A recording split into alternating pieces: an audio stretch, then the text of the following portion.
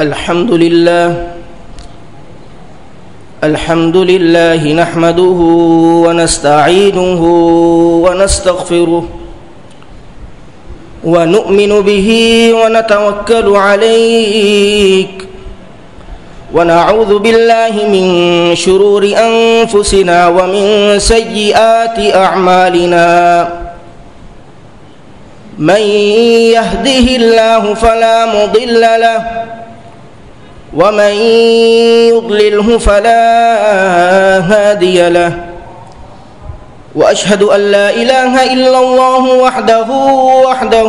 وحده لا شريك له وأشهد أن محمدًا عبده ورسوله أما بعد فإن خير الحديث كتاب الله وخير الهدي هدي محمد صلى الله عليه وسلم وشر الأمور محدثاتها وكل محدثة بدعة وكل بدعة ضلالة وكل ضلالة في النار من يطع الله ورسوله فقد رشد واهتدى ومن يعص الله ورسوله فقد ضل وغوى اللهم صل على محمد وعلى آل محمد كما صليت على إبراهيم وعلى آل إبراهيم إنك حميد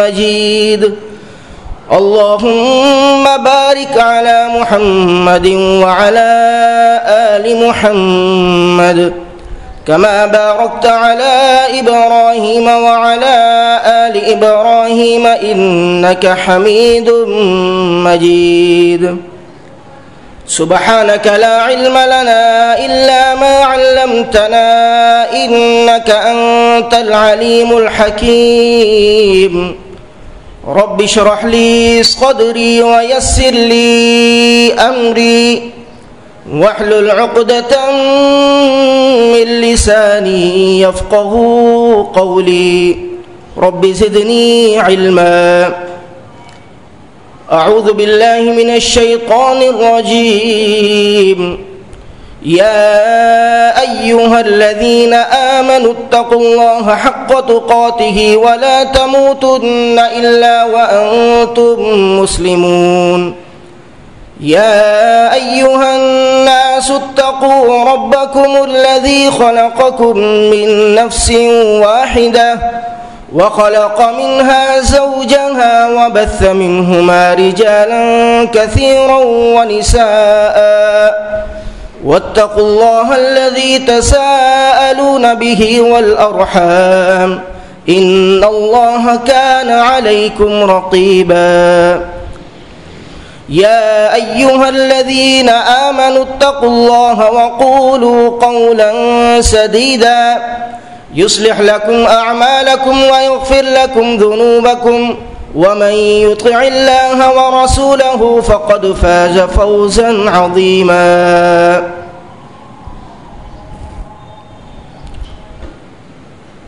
तमाम किस्म की हम्द व सना उस रब्बे दुल जलाल वल इकराम के लिए है जिसने हमें अशरफुल मखलूक़ात यानी इंसान बनाया और इंसान बनाकर सही अकीदे की समझ दी, सही अकीदे का फ़हम दिया, सही अकीदा बनाया। उस रब का लाख लाख शुक्र है कि उसने दिन को हमारे लिए माआश का ज़रिया और रात को हमारे लिए सुकून का ज़रिया बनाया। लाखों करोड़ों दुरूद व सलाम प्यारे पैगम्बर मोहम्मद मुस्तफ़ा सल्लल्लाहु अलैहि वसल्लम पर हों, जिन्होंने तमाम तर तकालीफ़ के बावजूद ये साफ़ शफ़ाफ़ और चौदहवीं के चाँद की तरह चमकता हुआ दीन हम तक पहुँचाया।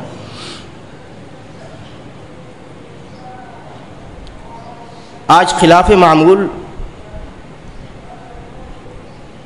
मोहतरम शेख साहब तशरीफ़ ना ला सके किसी मजबूरी की बिना पर, और ऐन वक्त पर मुझे कहा गया कि आपने यहाँ पर जुमा पढ़ाना है। حقیقت یہ ہے، یہ بات میں پہلے بھی بیان کر چکا ہوں کہ یہ اسٹیج ایک بہت بڑا اسٹیج ہے میری نظر میں. یہاں بڑے بڑے علماء تشریف لاتے ہیں، تو مجھ جیسا کم علم کم فہم یہاں پر کیا گفتگو کرے گا. لیکن پھر بھی اللہ تعالیٰ سے مدد کی امید کرتے ہوئے، مدد مانگتے ہوئے میں آپ کے سامنے کھڑا ہو گیا. اللہ رب العزت سے دعا ہے کہ اللہ رب العزت حق سچ بیان کرنے کی توفیق عطا فرمائے. اللہ رب العزت نے انسان کو پیدا کیا ہے. انسان کو اللہ رب العزت نے اس کی تمام ضروریات عطا کی ہیں. اس وجہ سے ایک انسان کے لیے ضروری ہے کہ وہ اللہ رب العزت کا شکر ادا کرے. شکر کا کیا مفہوم ہے؟ شکر کسے کہا جاتا ہے؟ شکر کہتے ہیں کسی کے احسان کے جواب میں اس کا احسان مند ہونا. کسی نے اگر آپ کے اوپر احسان کیا ہے تو اس کی احسان مندی اپنے دل میں رکھنا اور اس کا شکر ادا کرنا، یہ شکر کہلاتا ہے. جیسے عام فہم معاشرے میں ہم شکریہ کا لفظ بھی بولتے ہیں. قرآن حکیم اور احادیث مبارکہ میں شکر کرنے کی بہت زیادہ تاکید کی گئی ہے. نہ صرف شکر کرنے کی تاکید کی گئی ہے بلکہ ناشکری سے بچنے کی بھی، ناشکری سے بچنے کا بھی کہا گیا ہے. چنانچہ صحیح بخاری میں یہ قصہ موجود ہے. سیدنا ابو ہریرہ رضی اللہ تعالیٰ عنہ راوی حدیث ہیں. صحیح بخاری میں 3 اشخاص کا قصہ ہے. ان میں سے ایک شخص کوڑ کے مرض میں مبتلا تھا اور دوسرا پیدائشی گنجا تھا، جبکہ تیسرا شخص پیدائشی اندھا تھا. یہ 3 اشخاص بنی اسرائیل سے تعلق رکھتے تھے. اللہ رب العزت نے ان تینوں کو آزمانا چاہا. اللہ رب العزت نے انسانی شکل میں ایک فرشتے کو ان کے پاس بھیج دیا. چنانچہ فرشتہ سب سے پہلے کوڑ میں مبتلا شخص کے پاس آتا ہے، کوڑ کے مرض میں مبتلا شخص کے پاس آتا ہے اور اس سے آ کر پوچھتا ہے کہ یہ بتا تیری سب سے بڑی خواہش کیا ہے، تو کیا چاہتا ہے، تیری سب سے بڑی دلی خواہش کیا ہے؟ تو وہ یہ کہتا ہے کہ میں یہ چاہتا ہوں میرا رنگ اچھا ہو جائے، میری جلد خوبصورت ہو جائے، تاکہ لوگ مجھے دیکھ کر دور بھاگتے ہیں مجھ سے قریب آ جائیں. معاشرے میں ہم جب نکلتے ہیں تو ہمیں بھی بڑی تکلیف ہوتی ہے. ہم سے ملنے والا شخص اگر ہم سے دور بھاگنے لگ جائے تو ہمیں کتنی زیادہ تکلیف ہوتی ہے اگر وہ ہم سے سلام بھی نہ کرے. تو یہ کہتا ہے کہ میں چاہتا ہوں کہ میری جلد اچھی ہو جائے اور میرا رنگ اچھا ہو جائے تاکہ لوگ مجھ سے محبت کریں، مجھ سے قریب آئیں. فرشتہ اس کے اوپر ہاتھ پھیرتا ہے اللہ رب العزت کے حکم سے، اس کی جلد اچھی ہو جاتی ہے، رنگ خوبصورت ہو جاتا ہے. اب فرشتہ اس سے پوچھتا ہے یہ بتا تجھے کون سا مال پسند ہے؟ تو وہ شخص کہتا ہے کہ مجھے اونٹ پسند ہے.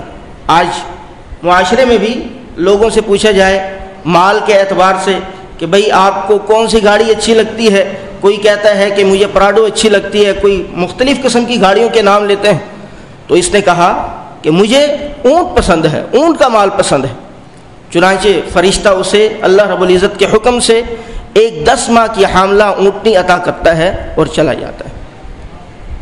اب وہ فرشتہ گنجے کے پاس جاتا ہے، پیدائشی گنجے کے پاس جاتا ہے جس کے سر پر پیدائشی بال نہیں ہوتے. اب پیدائشی بال نہ ہونا تو بالکل ایسی بیماری ہے جو غالباً میرے علم کے مطابق صحیح نہیں ہوتی شاید. آج اگر ہمیں عمر کے کسی حصے میں ہمارے بال اڑ جائیں تو ہمیں کتنی زیادہ فکر لاحق ہو جاتی ہے. فرشتہ اس شخص کے پاس جاتا ہے اور پوچھتا ہے یہ بتا تیری کیا خواہش ہے، تیرا دل کیا چاہتا ہے؟ وہ کہتا ہے کہ میں یہ چاہتا ہوں کہ میرے بال آ جائیں، میں خوبصورت لگنے لگ جاؤں۔ فرشتہ اس کے سر پر ہاتھ پھیرتا ہے، اس کے بال اگ آتے ہیں۔ فرشتہ اس سے پوچھتا ہے یہ بتا تجھے کون سا مال پسند ہے؟ اس نے کہا مجھے گائے پسند ہے۔ فرشتہ اسے ایک حاملہ گائے عطا کرتا ہے اور چلا جاتا ہے۔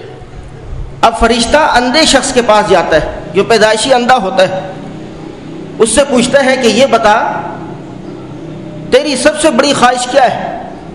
اندھا کہتا ہے میں چاہتا ہوں کہ میری آنکھیں درست ہو جائیں، میں دنیا کو دیکھنے لگ جاؤں، میری آنکھوں میں رونق آ جائے۔ آپ اپنے اوپر بھی کمپیئر کریں نا کہ اگر آنکھیں نہ ہوں تو انسان کی زندگی کتنی بے رونق ہوتی ہے۔ چنانچہ فرشتہ اس کے اوپر ہاتھ پھیرتا ہے اور اس کی بھی آنکھوں کی بینائی آ جاتی ہے۔ فرشتہ اس سے پوچھتا ہے تجھے کون سا مال پسند ہے؟ وہ کہتا ہے مجھے بکریاں پسند ہیں۔ چنانچہ فرشتہ اسے ایک بکری عطا کرتا ہے اور چلا جاتا ہے۔ کچھ عرصے کے بعد اللہ رب العزت اسی فرشتے کو دوبارہ انسانی شکل میں بھیجتا ہے، اور یہ دوبارہ اس شخص کے پاس آتا ہے جو کوڑ کے مرض میں مبتلا تھا۔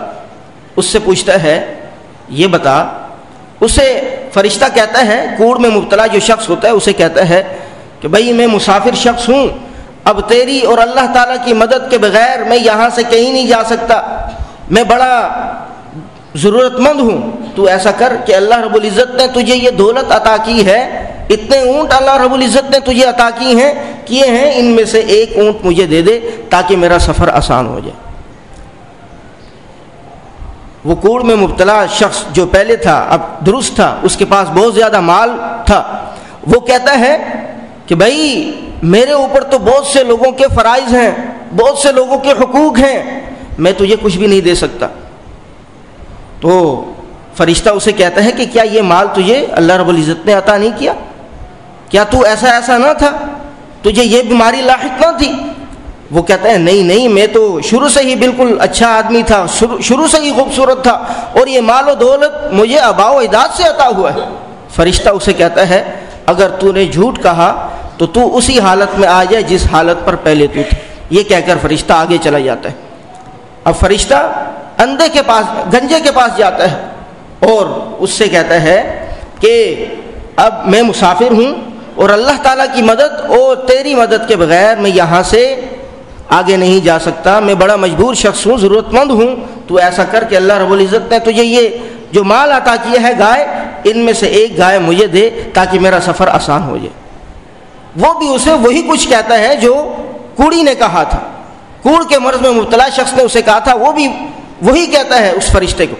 فرشتہ اسے بھی کہتا ہے کہ اگر تو نے جھوٹ کہا تو تو پہلے والی حالت پر آ جائے۔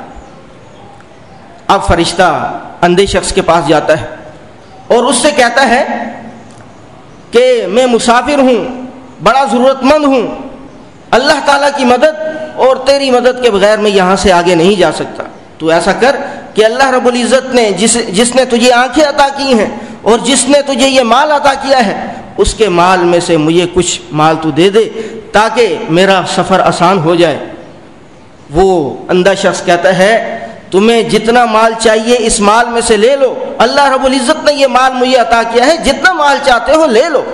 فرشتہ اسے کہتا ہے کہ میں اللہ رب العزت کی طرف سے آیا تھا اور تم 3 لوگوں کی آزمائش ہوئی تھی، تم 3 لوگوں کو اللہ رب العزت نے آزمانا چاہا، تمہارے 2 ساتھی تو ناکام ہو گئے ہیں جبکہ تم کامیاب ہو گئے۔ یہ شکر کا انعام ہے اور ناشکری کی سزا ہے۔ قرآن حکیم میں اللہ رب العزت ایک قوم کی مثال بیان کرتا ہے سورۃ النحل میں، ضرب الله مثلا قرية كانت آمنة مطمئنة يأتيها رزقها رغدا من كل مكان فكفرت بأنعم الله فأذاقها الله لباس الجوع والخوف بما كانوا يصنعون۔ اللہ رب العزت ایک بستی کی مثال بیان کرتا ہے. مثلا قریہ، ایک بستی کی مثال بیان کرتا ہے. کانت آمنۃ مطمئنہ، یہ بستی بڑی امن کے ساتھ رہتی تھی، بڑی اطمینان کے ساتھ رہتی تھی. یأتیہا رزقہا رغدا من کل مکان، اس بستی کے پاس ہر طرف سے رزق آتا تھا، چاروں اطراف سے اس بستی کے پاس رزق آتا تھا. فکفرت بانعم اللہ، ان بستی والوں نے اللہ رب العزت کی نعمتوں کی ناشکری کرنا شروع کر دی، کفران نعمت کرنا شروع کر دیا. فأذاقها الله لباس الجوع والخوف بما كانوا يصنعون، اللہ رب العزت نے ان بستی والوں کو خوف اور بھوک کا لباس پہنا دیا. بما كانوا يصنعون، ان کے اعمال کے سبب، ان کی کارگزاری کے سبب. یہ بستی پہلے بڑی امن کے ساتھ رہتی تھی، بڑی سکون کے ساتھ رہتی تھی. دیکھیں انسان کی سب سے بڑی کچھ ضروریات ہیں، کچھ ضروریات بڑی بڑی ہیں انسان کی. ان میں سے ایک، انسان کی بڑی ضرورتوں میں سے ایک ضرورت امن اور سکون ہے. کیا خیال ہے اگر آپ کا پڑوسی آپ کو امن کے ساتھ نہیں رہنے دیتا تو آپ کو وہاں سکون ہوگا؟ چلیں پڑوسی کو چھوڑیں، آپ گھر میں گھستے ہیں، گھر میں داخل ہوتے ہیں اور آپ اپنی بیوی کی صورت دیکھتے ہیں. اگر بیوی مسکرا دے تو کتنا خوش ہو جاتے ہیں، اور بیوی اگر 4-5 سنا دے تو کیسا انسان بے سکون ہو جاتا ہے.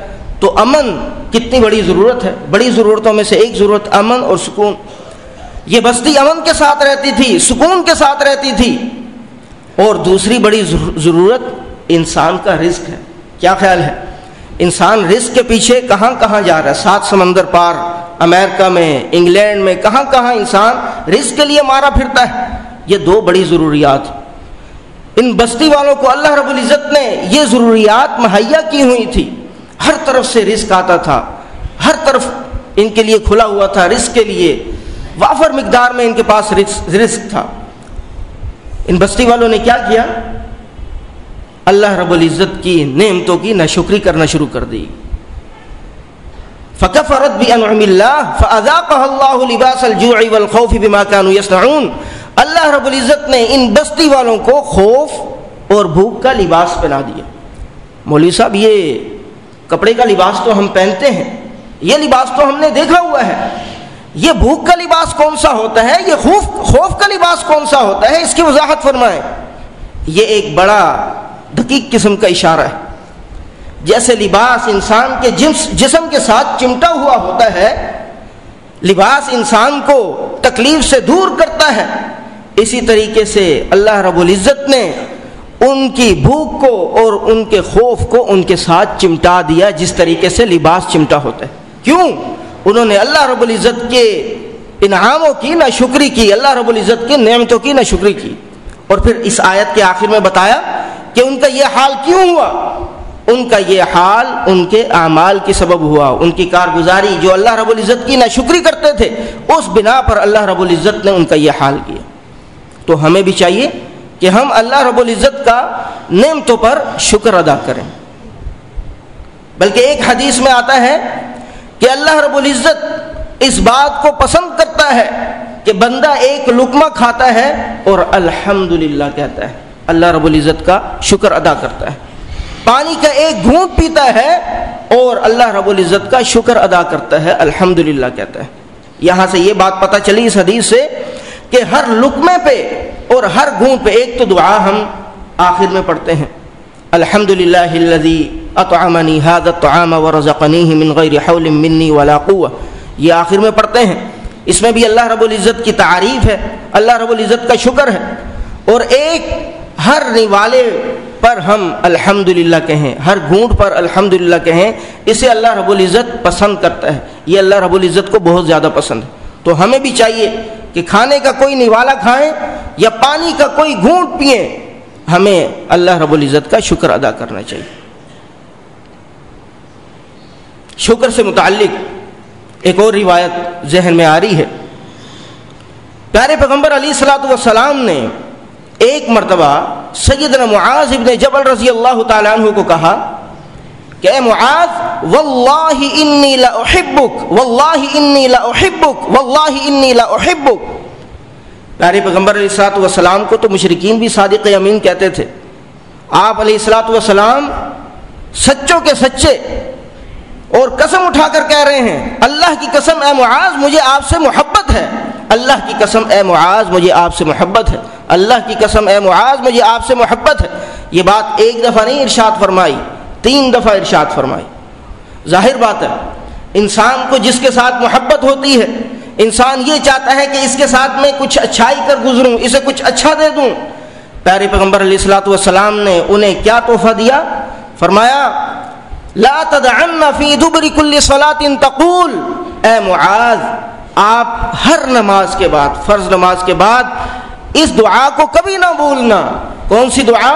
رب اعنی علی ذکرک و شکرک و حسن عبادتک, اے میرے رب میری مدد فرما علی ذکرک, اپنے ذکر پر, اس بات پر میری مدد فرما کہ میں تیرا ذکر کروں, و شکرک, اور تیرا شکر کرنے پر میری مدد فرما, و حسن عبادتک, اور تیری عبادت کو احسن انداز میں سر انجام دوں, اچھے طریقے سے سر انجام دوں, اس بات میں میری مدد فرما. یہ پیارے پیغمبر علیہ الصلوۃ والسلام نے سیدنا معاذ ابن جبل رضی اللہ تعالیٰ عنہ کو نصیحت کی. تو یہاں سے بھی, اس حدیث سے بھی, اس دعا سے بھی ہمیں شکر کی اہمیت کا اندازہ ہوتا ہے, شکر کی اہمیت پتہ چلتی. قرآن حکیم میں اللہ رب العزت ایک مقام پر ارشاد فرماتا ہے لَإِن شَكَرْتُمْ لَأَزِيدَنَّكُمْ وَلَئِن كَفَرْتُمْ إِنَّ عَذَابِي لَشَدِيدٌ. اگر تم میرا شکر ادا کرو گے لَأَزِيدَنَّكُمْ,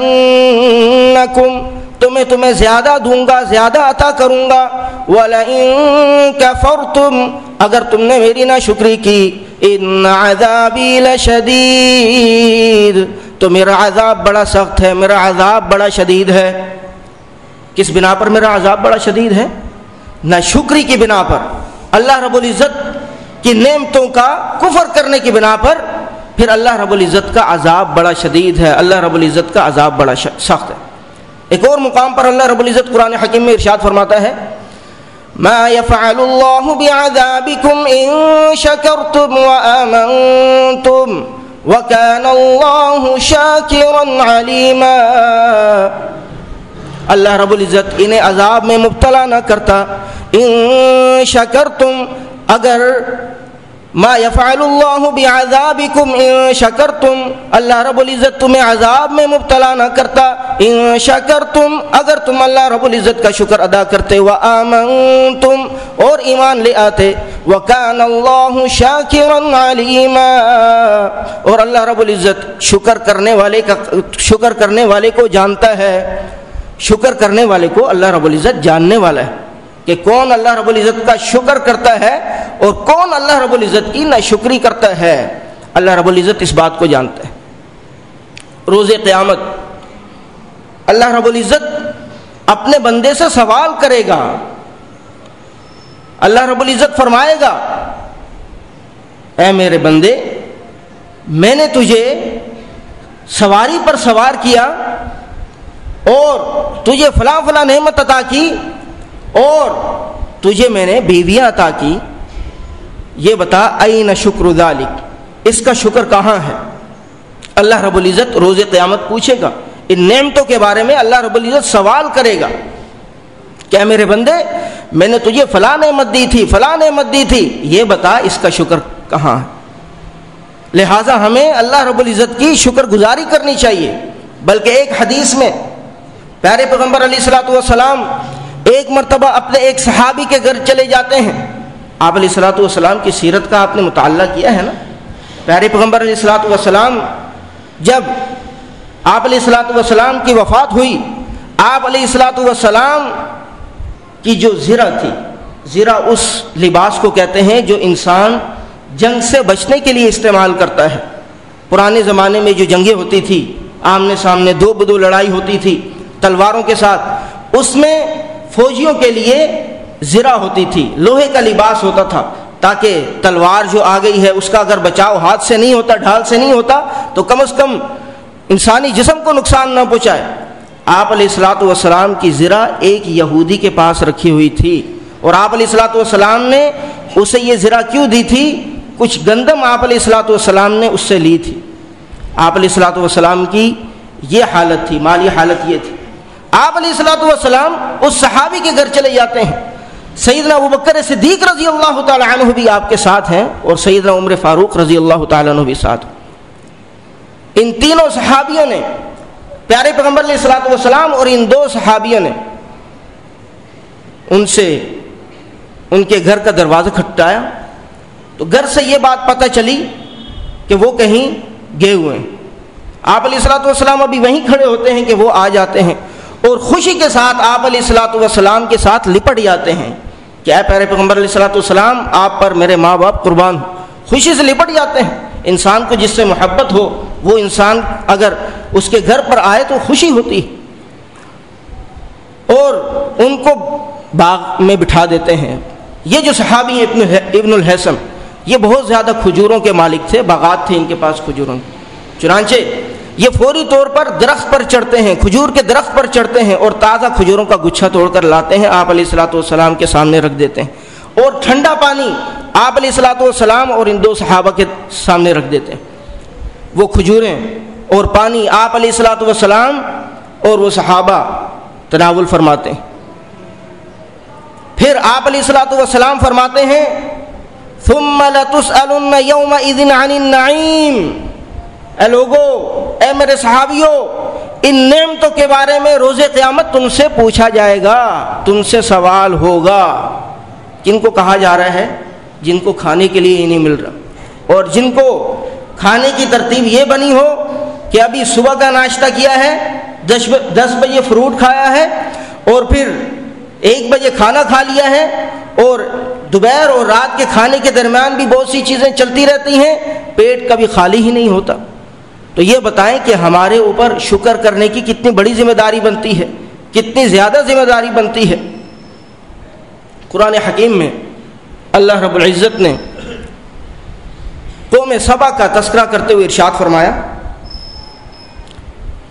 لَقَدْ كَانَ لِسَبَإٍ فِي مَسْكَنِهِمْ آيَةٌ جَنَّتَانِ عَنْ يَمِينٍ وَشِمَالٍ كُلُوا مِنْ رِزْقِ رَبِّكُمْ وَاشْكُرُوا لَهُ بَلْدَةٌ طَيِّبَةٌ وَرَبٌّ غَفُورٌ فأعرضوا فأرسلنا عليهم سيل العرم وبدلناهم بجنتيهم جنتين ذواتي أكل خمط وأثل وشيء من سدر قليل ذلك جزيناهم بما كفروا فهل نجازي إلا الكفور۔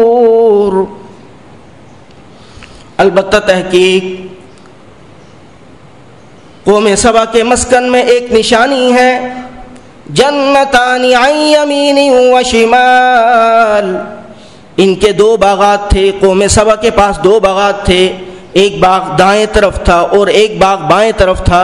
یہ ایک اشارہ ہے، جیسے آپ کبھی سفر کرتے ہیں سندھ میں یا پنجاب میں تو دائیں طرف آپ کو دور تک پھیلے ہوئے کھیت نظر آتے ہیں، بائیں طرف دیکھیں تو دور طرف پھیلے ہوئے کھیت نظر آتے ہیں۔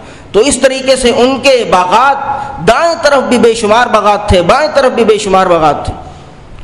کلوا من رزق ربکم واشکروا لہ، اللہ رب العزت نے ارشاد فرمایا اپنے رب کا رزق استعمال کرو، اپنے رب کا رزق کھاؤ، واشکروا لہ، اور اللہ رب العزت کا شکر ادا کرو۔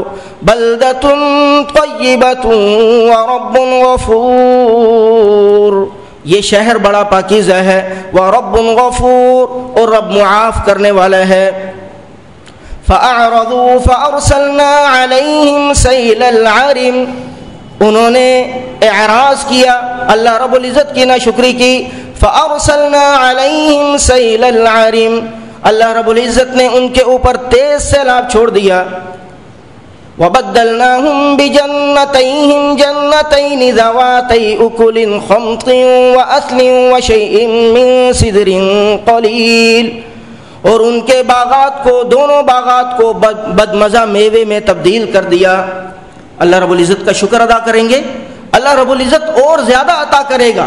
اللہ رب العزت کی ناشکری کریں گے، اللہ رب العزت وہ نعمت بھی چھین لے گا۔ آج اگر کسی بزنس مین سے، کسی کاروباری آدمی سے راز کی بات پوچھی جائے نا، اس کے دل میں یہ بات ہوتی ہے کہ ایسا نہ ہو میرا کاروبار ڈوب جائے، میرا کاروبار کہیں ختم ہو جائے۔ یہ تقریباً جتنے بھی کاروباری حضرات ہیں ان کو کھٹکا لگا رہتا ہے۔ تو اللہ رب العزت کا شکر ادا کریں گے، اللہ رب العزت اور زیادہ عطا کرے گا۔ اللہ رب العزت کی ناشکری کریں گے، اللہ رب العزت جو دیا ہوا ہے وہ بھی لے لے گا، وہ بھی چھین لے گا۔ اور آگے فرمایا ذَلِكَ جَزَيْنَاهُمْ بِمَا كَفَرُوا، ہم نے انہیں یہ جزا دی بما کفروا، ان کے کفر کے سبب، ان کی ناشکری کی سبب۔ فَهَلْ نُجَازِي إِلَّا الْكَفُورَ، ہم ہر ناشکرے کو یہی جزا دیتے ہیں۔ آخری بات کر کے اپنی بات کو ختم کرتا ہوں۔ یہ انسان کا ڈھانچہ 6 فٹ کا ڈھانچہ، 7 فٹ کا، مختلف قد ہوتے ہیں لوگوں کے۔ آپ دیکھیں اللہ رب العزت نے اپنی ذات کے اوپر غور کریں، اللہ رب العزت نے ہمیں کیا کچھ عطا کیا ہوا ہے۔ یہ بتائیں کہ کھانا کھاتے ہیں سب نا، سب کھاتے ہیں کھانا۔ کھانا جب کھاتے ہیں آپ روٹی کو ہاتھ لگاتے ہیں، ایک عام فہم ہے، اس بات کو ذرا غور کیجیے گا۔ روٹی کو ہاتھ لگاتے ہیں اور روٹی ہوتی ہے بہت زیادہ گرم، فوری طور پر ہاتھ پیچھے ہو جاتا ہے، بھائی یہ کھاؤ گے تو یہ کیسے منہ میں جائے گی، آگے معدے کا نقصان کر دے گی۔ انسان فوری طور پر ہاتھ پیچھے کر لیتا ہے، سینسر لگائے ہوا اللہ رب العزت۔ اسی طریقے سے کھانا کھا کر آپ نوالا جب یا چاول وغیرہ کھا رہے ہوں تو اس کو جب آپ دیکھتے ہیں اندر ہڈی ہو تو فوری طور پر ہاتھ آپ کو بتاتا ہے کہ بھائی یہ اگر تم کھاؤ گے تو آگے نقصان ہو سکتا ہے۔ چلیں جی آگے چلتے ہیں۔ وہ انسان نے نوالا لے لیا، اب یہاں پر انسان منہ کے پاس لے کر گیا ہے، انسان کا ناک فوری بتا دیتا ہے بھائی اس میں سے بدبو آ رہی ہے، فوڈ پوائزنگ ہو جائے گی، بیمار ہو جاؤ گے۔ انسان فوری طور پر اس کو چھوڑ دیتا ہے۔ یہ نظام اللہ رب العزت نے بنایا ہوا ہے، یہ سینسر سسٹم اللہ رب العزت نے لگایا ہوا ہے۔ انسان کو فوری طور پر بدبو محسوس ہو جاتی ہے اور انسان اس نوالے کو فوری طور پر رکھ دیتا ہے، کہیں ایسا نہیں ہو میں کھاؤں اور بیمار ہو جاؤں۔ ٹھیک ہے آگے چلتے ہیں۔ یہاں سے بھی پاس ہو گیا نوالا، اب آگے جاتا ہے۔ آگے اللہ رب العزت نے زبان کے اوپر مختلف قسم کے ذائقے رکھے ہوئے، زبان چکھتی ہے، زبان چکھتی ہے، اور پھر ذائقہ اگر میٹھا ہو تو انسان کھا لیتا ہے، اگر کڑوا ہو تو پھر انسان کہتا ہے یہ کیا ہو گیا، اسے تھوک دیتا ہے۔ اور پھر ایک اور مزے کی بات، ہم گوشت وغیرہ کھاتے ہیں، عام فہم ایک تجزیہ ہے، گوشت کے اندر ایک بوٹی ہوتی ہے جو بظاہر ہاتھ سے بڑی نرم ہوتی ہے، لیکن جب دانت کے نیچے جاتی ہے تو وہ انسان اس کو چبا ہی نہیں سکتا۔ پھر انسان کے دانت بتاتے ہیں بھائی اس کو تم نگلو گے یہ اور نقصان کرے گی، اس کو پھینک دو۔ ٹھیک ہے جی، یہاں سے بھی پاس ہو گیا، آگے چلتے ہیں۔ آگے جب معدے میں چلا جاتا ہے، پیٹ میں چلا جاتا ہے، اگر آپ کی طبیعت کے لیے وہ کھانا موافق ہو تو ہضم ہو جاتا ہے، اگر طبیعت کے لیے موافق نہ ہو تو کیا ہو جاتا ہے، الٹی ہو جاتی ہے۔ یہ اللہ رب العزت نے سینسر سسٹم لگایا ہوا ہے۔ اتنی زیادہ نعمتیں، یہ تو ایک ہلکی پھلکی انسانی ذہن اگر سوچے تو باتیں سامنے آتی ہیں، اور انسان اگر سوچنے لگ جائے اپنی ذات کے اوپر ہی تو اللہ رب العزت نے کتنی زیادہ نعمتیں عطا کی ہیں، اس حساب سے ہمارے اوپر کتنا زیادہ شکر ادا کرنا بنتا ہے۔